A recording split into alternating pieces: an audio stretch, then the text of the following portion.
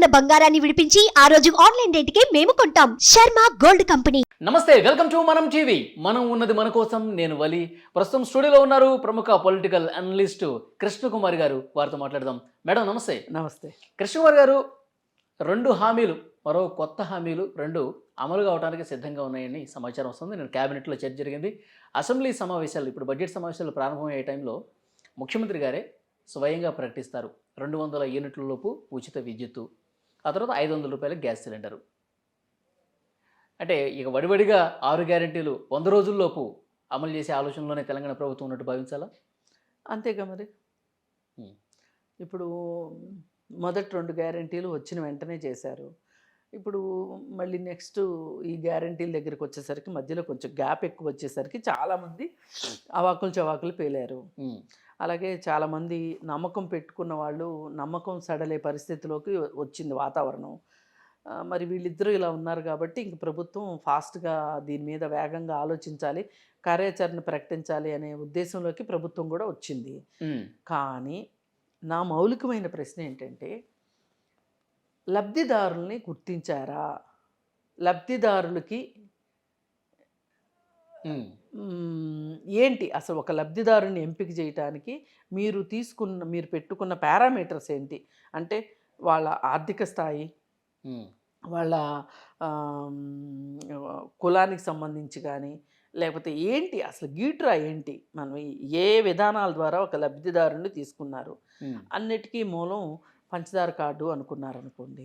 మరి పంచదార కార్డు అనుకుంటే కనుక 90 లక్షల పంచదార కార్డులు పెండింగ్లో ఉన్నాయి, దరఖాస్తులు.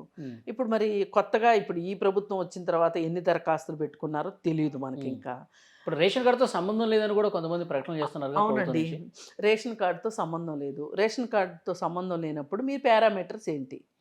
అసలు ఇప్పుడు ఒక లబ్ధిదారుని ఎలా ఎంపిక చేస్తారు? 200 యూనిట్ల లోపు ఉచిత విద్యుత్ అంటే అది దానికి అవసరం లేదు కదా మేడం. 200 యూనిట్ల లోపు ఎవరైతే కలుసుకుంటారో వాళ్ళు ఎవరైనా సరే వాళ్ళకి అమలవుతున్నట్టుగా. పోనీ అలాగే తీసుకుందాం. దాని ప్రకారంగా అంటే నేను అడిగేది ఏంటంటే, అసలు మీరు ఒక పంచదార కార్డు ఎందుకు ఇవ్వరు? అంటే దానికి టైం ఎక్కువ పడుతుందనే. ఇప్పుడు ఈ ఎలక్ట్రిసిటీది మీరు చెప్పారు 200 యూనిట్ల లోపు ఎవరికి ఉంటే వాళ్ళకి ఖచ్చితంగా ఉచితమే అంటారు. ఇప్పుడు 500 రూపాయలు గ్యాస్ అనే దానికి ఏంటి పారామీటర్ ఏంటి? అంటే దానికి 3 సిలిండర్లు ఎవరైతే వాడుకుంటారో వాళ్ళకి ఇక 500 రూపాయలకే ఇస్తారు అన్నట్టుగా ఒక చర్చ జరుగుతుంది. మరి సంవత్సరానికి 3 సిలిండర్లు అంటే 4 నెలలకు ఒక సిలిండరు. 4 నెలలకు ఒక సిలిండరు అంటే ఇప్పుడు ఒక కుటుంబంలో నలుగురు, అదే 2 పిల్లలు, 2 పెద్దవాళ్ళు, 2 ఓల్డ్ ఏజ్ పీపుల్ ఉన్నారనుకోండి, 6 ఉన్నారనుకోండి, 4 నెలల్లో సిలిండర్ వస్తుందా? రాదు కదా. అప్పుడు వాళ్ళు ఏం చేయాలి? అంటే మళ్ళీ కట్టెల పొయ్యిలను ఆశ్రయించాల్సిందేనా? దాన్ని ఏదైనా ఇంకొక స్లాబ్ పెంచటము, అంటే మరీ సంవత్సరానికి 3 కాకుండా కనీసం 4 సిలిండర్లు. ఇప్పుడు కొంతమందికి నెల రోజులే సిలిండర్ వచ్చేవాళ్ళు కూడా ఉంటారు. మరి అలాంటి వాళ్ళని అంటే ఇక వాళ్ళు డబ్బులు ఉన్న వాళ్ళ కింద లెక్కేస్తారా? అంటే ఇంకా అధికారిక నిబంధనలు రాలేదు. అధికారిక సోషల్ మీడియాలో జరుగుతున్న చర్చ. కానీ కొంచెం ప్రాక్టికల్గా ఆలోచించి కొంచెం 4 నెలల్లో, లేకపోతే 4 సిలిండర్లో, లేదంటే 5 సిలిండర్లో ఇస్తే అప్పుడు ఎంతో కొంత ఇబ్బంది లేకోకుండా ఉండే పరిస్థితి. సంవత్సరానికి 5 మాత్రమే ఎవరైతే వాడుకుంటారో వాళ్ళకి 500 రూపాయలు. 500 రూపాయలు. ఆ పైన ఎవరైతే వాడుకుంటారో వాళ్ళకి తక్కువ రేటు అని అనుకుంటే కొంతలో కొంత పేదవాళ్ళకి న్యాయం జరిగేలాగా ఉంటుంది. ఇప్పుడు ఇది ఒక రకంగా సంక్షేమ పథకం. ఇప్పుడు ఈ సంక్షేమ పథకం ఎవరు అర్హులు అంటే, ఎవరైతే దారిద్ర్య రేఖకి దిగువన ఉంటారో వాళ్ళు మాత్రమే అర్హులు. అలానే ఇప్పటివరకు మనం ఆలోచన చేసాము. ఇప్పుడు ఇది ఒక రకంగా మంచి ముందడుగనే అనుకోవచ్చు. రేవంత్ రెడ్డి గారు మాట మీద నిలబడుతున్నాడు అనే ఒక నమ్మకం అయితే మటుకు ప్రజలకు వస్తుంది. ఇప్పుడు ఈ 2 కూడా ఇచ్చేసి కరెక్ట్గా 100 రోజులు అవుతాయి అనే టైంలో మిగతా 2 గురించి కూడా ఆలోచించారనుకోండి, బాగుంటుంది. కానీ ఇప్పటికే కరెంటు సరిగా ఉండట్లేదు అనే కంప్లైంట్లు వస్తున్నాయి. అంటే పోయినసారి కేసీఆర్ ఆ, పక్క రాష్ట్రాల నుంచి యూనిట్ 12 రూపాయలకి కూడా కొన్న దాఖలాలు ఉన్నాయి. అందుకే వాళ్ళు ఇబ్బడి ముబ్బడిగా బడ్జెట్ ఉంది కదా అని చెప్పి కరెంట్ ఎక్కువ రేట్ అయినా కొనటం, కరెంటు జనాలకి ఇవ్వటం జరిగింది.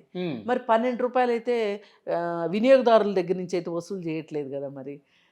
మరి ఈ పరిస్థితుల్లో అందుకే కరెంటు తగ్గింది, ఎక్కువ కరెంటు పోతుంది, లేదు అనుకుంటే నాణ్యత తగ్గింది అనే ఒక సవాల్ అయితే ఉంది ఇప్పుడు ప్రభుత్వం ముందు. అంటే ప్రజలు మాట్లాడుకుంటున్నారు, ఇవాళ రేపు ప్రజలు మాట్లాడుకున్నారంటే 3వ రోజుకో 4వ రోజుకో ప్రభుత్వం దృష్టికి వెళ్లకుండా అయితే ఉండదు కదా. మరి దాన్ని ఎట్లా డీల్ చేస్తారు, ఇది ఒకటి ఆలోచించాలి. మొన్నటికి మొన్న ఎందుకో గ్యాస్ సరఫరాలో చాలా ఇబ్బందులు వచ్చినాయి. వస్తే బుక్ చేసిన తర్వాత 12 రోజులు 15 రోజులు, అంతకుముందు జస్ట్ ఇవాళ బుక్ చేస్తే రేపు ఎల్లుండో గ్యాస్ వచ్చిన పరిస్థితి ఉంది. అయితే ఇది ఖచ్చితంగా మామూలుగా వాళ్ళకి సెంట్రల్ గవర్నమెంట్ నుంచి ఆ ఇండియన్ ఆయిల్ కార్పొరేషన్ వాటి నుంచి రావాల్సిన గ్యాస్ కదా అది. ఆ వచ్చే దగ్గర ఎక్కడో ఏదో ప్రాబ్లం అయ్యి లేట్ అయితే దానికి చాలామంది తెలిసి తెలియక ఏం మాట్లాడేశారంటే, అవును 500కి గ్యాస్ సిలిండర్ ఇస్తే ఇలాగే అవుతుంది అంటే. ప్రజలు కూడా ఎట్లా ఉన్నారంటే, సంక్షేమం ఎవరికైతే అందుతుందో, సంక్షేమ పథకాలు అందుతున్నాయో వాళ్ళు సంతోషంగానే ఉన్నారు. కానీ సంక్షేమ పథకాలు అందని వాళ్ళు ఎవరైతే ఉన్నారో, ఏ కొంచెం చిన్న ఇబ్బంది వచ్చినా సరే వాళ్ళ దృష్టి అంతా పేదల్ని తిట్టడానికో, లేకపోతే పేదలకు అమలవుతున్న సంక్షేమ పథకాలను తిట్టడానికో వాళ్ళు ఆలోచిస్తున్నారు తప్పితే, ఇది ప్రభుత్వము ఒక సంక్షేమ పథకం తీసుకుంది అంటే ప్రభుత్వంది బాధ్యత, పేదలది కాదు. ఇప్పుడు వాళ్ళు అడిగినంత మాత్రం అన్నీ ఇచ్చేస్తారా చెప్పండి? ఇవ్వరు కదా. ప్రభుత్వం ఏదైతే ఇస్తానని చెప్పిందో, ఏదైతే ఇవ్వదలుచుకుందో, ఇస్తానని చెప్పినవన్నీ ఇవ్వాలని కూడా లేదు, ఏదైతే ఇవ్వదలుచుకుందో అదే ఇస్తుంది. దానికి పేదవాళ్ళ ఆగ్రహానికి కానీ అనుగ్రహానికి కానీ ఏం సంబంధం లేదు. ప్రభుత్వం అనుకుంటే, రాజకీయ పెద్దలు అనుకుంటే జరుగుతాయి. కానీ ప్రజల మట్టుకు ఏ కొంచెం ఇబ్బంది వచ్చినా, మన సిటీ బస్సుల విషయం వచ్చింది కదా, వాళ్ళకి మాకు టైంకి సిటీ బస్సులు అందట్లేదు, ఆడవాళ్ళు ఊరికే తిరిగేస్తున్నారు అటు ఇటు, ఎన్ని మాటలు మాట్లాడారు. పేరుందిన కార్టూనిస్టులు కూడా కార్టూన్లు వేశారు. సోషల్ మీడియాలో విపరీతమైన మీమ్స్ వచ్చినాయి. చాలా భయంకరమైన ఒక రకమైన ఒత్తిడి ఎదుర్కొంది మహిళా లోకం ఆ సందర్భంగా మిగతా సమాజం నుంచి. అయితే మహిళలు కూడా ఆలోచించింది ఏంటంటే, అసలు అన్నారు నిజమా కాదా ఏంటి. ఇప్పుడు మనం ఏదన్నా నమ్మలేని విషయం విన్నప్పుడు ఏం చేస్తాం, గిచ్చుకుని చూసుకుంటాం.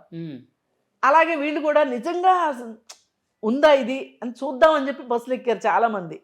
ఏమో మొదట సరదా కొద్దీ ఎక్కారు అనుకుందాం పోనీ, అది ఏదో ఇంకా జీవితం అంతా ఎలాగే జరుగుతుంది అన్నట్లుగా అసలు సంక్షేమ పథకాలను దుమ్మెత్తిపోసి ఇష్టం వచ్చినట్టు మాట్లాడారు. అందుకోసం ఏంటి అంటే, ఎవరైతే సంక్షేమం తీసుకొని ప్రజలకి వాళ్ళు ఖర్చు పెడుతున్న డబ్బుకి తగ్గట్లు వాళ్ళకి ఎక్కడా ఇబ్బందులు కలగకుండా చూసుకోవాలి. అలాగే సంక్షేమ పథకాలు అమలయ్యే వాళ్ళకి ఇదేదో ఇవాళ ప్రోగ్రాము 4 రోజులు తూతూ మంత్రంగా చేసి ఆపేసే ప్రోగ్రాం లాగా కాకుండా మీరు పటిష్టమైన చర్యలు తీసుకుంటే దీనికి ఎక్కువ కాలం మీరు ఇచ్చిన మాట మీద నిలబడగలుగుతారు. ఇప్పుడు 6 గ్యారంటీలు అని చెప్పిన విషయం ఏదైతే ఉందో అది నిజంగా చాలామంది నమ్మలేదు, ప్రజలు నమ్మలేదు, రాజకీయ నాయకులు కూడా చాలామంది నమ్మలేదు. ఇప్పుడు కేసీఆర్ లాంటి వాళ్ళు నమ్మలేదు కదా, ఇంతకంటే మంచిగానే చేసాం మేము అన్నారు. కానీ మళ్ళీ ఇంకోటి ఏం చేసేవారు, 4000 పెన్షన్ అనగానే మేము ఇంకొంచెం ఎక్కువ ఇస్తాము, ఇలా రకరకాలు మాట్లాడారు. వీళ్ళు ఇవ్వలేని భారాన్ని నెత్తికి ఎత్తుకున్నారు, ఎట్లా చేస్తారు అని మాట్లాడారు. కానీ వీళ్ళు ఒక 15 రోజులు నెల రోజులు రివైండ్ చేసుకుంటే వాళ్ళు చెప్పిన దానికన్నా వీళ్ళు చెప్పినవి ఎక్కువ ఉన్నాయి. అవును, హామీలు అట్లాగే ఉన్నాయి. మరి ఇప్పుడు వాళ్ళకి సాధ్యం కాదు, మీకు ఎట్లా సాధ్యమయ్యేది అంటే? ఈ రాజకీయ నాయకులు కూడా ప్రతిపక్ష రాజకీయ బీజేపీలో ఉన్న ఈటల రాజేంద్ర గారు రోజు చెప్తానే ఉన్నారు, నేను ఆర్థిక మంత్రిగా పనిచేశాను కాబట్టి అనుభవంతో చెప్తున్నాను, ఈ కాంగ్రెస్ 6 గ్యారెంటీలు కలలో కూడా సాధ్యం కాదని చెప్తా ఉన్నారుగా. కలలో కూడా సాధ్యం కాదు, కానీ మరి కాళేశ్వరం ప్రాజెక్టుకి 1,00,000 కోట్లు పెట్టడానికి మటుకు సాధ్యం అవుతుంది. అంటే మీ రాజుగారు దలుచుకున్నారు కాబట్టి దెబ్బలకు కొదవలేదు అన్నట్లు అవి అయితే అవుతాయి, ఈ మట్టుకు కావు. అంటే మరి దాని పేరేంటి, ప్రగతి భవన్కి అన్ని కోట్లు ఎక్కడి నుంచి వచ్చినాయి? మరి మంచిగున్న సెక్రటేరియట్ని కూలగొట్టి సెక్రటేరియట్ కట్టడానికి అన్ని వందల కోట్లు ఎక్కడి నుంచి వచ్చినాయి? అదేమంటే మరీ ఏడవకుండా ఉంటారని చెప్పి అమరవీరుల అమరజ్యోతి ఒకటి, అంబేద్కర్ బొమ్మ ఒకటి, ఈ రెండు పెట్టి మేము అందరికీ సమన్యాయం చేశామని చెప్పారు. కానీ మరి వీటన్నిటికీ వచ్చిన డబ్బులు పేదవాళ్ళ సంక్షేమానికి ఎందుకు రావండి మీకు? అంటే ఇక్కడ చెయ్యాల్సింది ఏంటి అంటే సంక్షేమం చేయవలసిందే, ఖచ్చితంగా అభివృద్ధి కూడా చేయవలసిందే. కానీ ఈ సంక్షేమ పథకాల పరిధిలోకి రాని సామాన్య ప్రజలు ఎవరైతే ఉంటారో వాళ్ళు ఒక సెక్షన్ ఉంది, ఒక బలమైన సెక్షనే ఉంది. అది ఆ బలమైన సెక్షన్కి వాళ్ళు డబ్బులు ఇస్తే కూడా వాళ్ళకి అందేలాగా లేని పరిస్థితులు అయితే తీసుకురావద్దు. ఇప్పుడు కరెంట్ ఉందండి, కొంతమంది ఉన్నారు, మేము 2000 యూనిట్లు కాల్చుకుంటామండి, మాకు నాణ్యమైన కరెంట్ ఇవ్వండి, మేము డబ్బులు కడతామంటున్నాం కదా, మేము డబ్బులు కడతామంటే కూడా మీకు చేత కాదా అని ఛాలెంజ్లు చేసేవాళ్ళు ఉన్నారు. మరి వాళ్ళకి కరెంట్ ఇవ్వాల్సిన బాధ్యత ప్రభుత్వాందే కదా. నాణ్యమైన కరెంటు, మళ్ళీ వట్టి కరెంటు కాదు, ఎందుకంటే వాళ్ళు ఎంతైనా కట్టడానికి సిద్ధంగా ఉన్నారు, కట్టుకుంటారు. మీదేం పోయింది? అందుకే మీరు సంక్షేమం జోలికి వెళ్ళదలుచుకున్నప్పుడు వెళ్ళాలి, ఖచ్చితంగా వెళ్ళినప్పుడు మిగతా సమాజం మీద దీని ఎఫెక్ట్, సంక్షేమం ఎఫెక్ట్ ఏమన్నా పడుతుందా అని చూడాలి. ఎందుకంటే ప్రజలందరి దృష్టిలో మీరు సంక్షేమం చేస్తున్నామంటే సంక్షేమాన్ని ఒప్పుకునే పరిస్థితి, మీరు ఆ అవగాహన ఇవ్వాలి సమాజానికి. ఆ అవగాహన ఎప్పుడు ఇవ్వగలుగుతారు మీరు? వాళ్ళు డబ్బులు పెట్టి కొనుక్కుంటానన్నా అందుబాటులోకి ఉండేటట్లుగా ఉంటే అప్పుడు వాళ్ళు దీని గురించి పెద్ద మాట్లాడేది ఉండదు. ఓకే, అందుకని ఒక రకమైన బ్యాలెన్స్ కావాలి. ఆ బ్యాలెన్స్ని సమతుల్యత అంటారు. దాన్ని గనక దాని గురించి ఆలోచించకపోయి ఉంటే గనక వీరు ఎంత చేసినా కానీ చెయ్యని దాని కిందే వస్తుంది. పైగా ఇలాంటి పరిస్థితి ఎప్పుడు వస్తుందా అని గోతికాడ నక్కల్లాగా కాసుకుని కూర్చున్న వాళ్ళు ఉన్నారు. ఓ పక్కన బీజేపీ వాళ్ళు కావచ్చు, ఓ పక్కన టీఆర్ఎస్ వాళ్ళు కావచ్చు. వాళ్ళు అసలు వీళ్ళు ఎట్లా చేస్తారో చూద్దాం. ఇప్పుడు పేదలకి అందితే అంతే చాలు, మేం చేయలేకపోయింది ఏదో వేరే వాళ్ళు చేస్తున్నారని సంతోషించడం లేదు. ఏదో సామెత ఉంది కదా, అమ్మ పెట్టదో అడుగు తిననివ్వదని. అట్లా ఉండట్లా వీళ్ళు ఏంటంటే ఈ సంక్షేమ పథకాలు అమలు కాకూడదు, ఈ ప్రజలు తిరగబడాలి, ఈ కాంగ్రెస్ పార్టీని ఓడించాలి, మనం అధికారం తెచ్చుకోవాలి, అంతే. అదే ఉంది. అందుకని ఏంటంటే ఇప్పుడు రేవంత్ రెడ్డి గారికి ఇటు సంక్షేమం అందించే వాళ్ళకి సంక్షేమం అందించాలి, సంక్షేమం వాళ్ళ అవసరం లేని వాళ్ళకి సౌకర్యవంతమైన పరిపాలన ఇవ్వాలి. అలాగే ఈ ప్రతిపక్షాల దాడి నుంచి కూడా ప్రభుత్వాన్ని రక్షించుకోవాలి. ఓకే, అంటే ఇప్పుడు ఈయనకి ఇన్ని టాస్కులు అనమాట, బిగ్ బాస్ టాస్కులు. మరి వీటన్నిటిలో ఎంతవరకు వీళ్ళు పాస్ అవుతారు చూద్దాం. కానీ మన కోరిక ఏంటి? సంక్షేమం అందవలసిన వాళ్ళకి సంక్షేమం అందవలసిందే, అలాగే సౌకర్యాలు అందవలసిన వాళ్ళకి అందవలసిందే, అలాగే ఈ ప్రతిపక్షాల నోర్లు మూయించవలసిందే. అప్పుడు మాత్రమే సుస్థిరమైన పాలన ఉంటుంది. 6 గ్యారెంటీల్లో ఆల్రెడీ 2 అమలు అవుతున్నాయి, మరొక 2 అమలు చేయడానికి సిద్ధంగా ఉంది ప్రభుత్వం. చూద్దాం 100 రోజుల్లోపు అన్ని కంప్లీట్ చేస్తారా లేదనేది కూడా చూద్దాం. Thank you. కంప్లీట్ అవ్వటం ఉండదండి, మొదలెట్టడం ఉంటుంది. ఓకే, కంప్లీట్ అంటే 5 ఏళ్ళు చేయాలి. 6 గ్యారెంటీలు అమలు చేయడం పూర్తవుతుందా అని ప్రారంభించడం పూర్తవుతుంది. అదే ప్రారంభించారు ఇప్పుడు, అంతే. అమలు అంటే 5 ఏళ్ళు వాళ్ళకి ఇచ్చిన టైం మనం.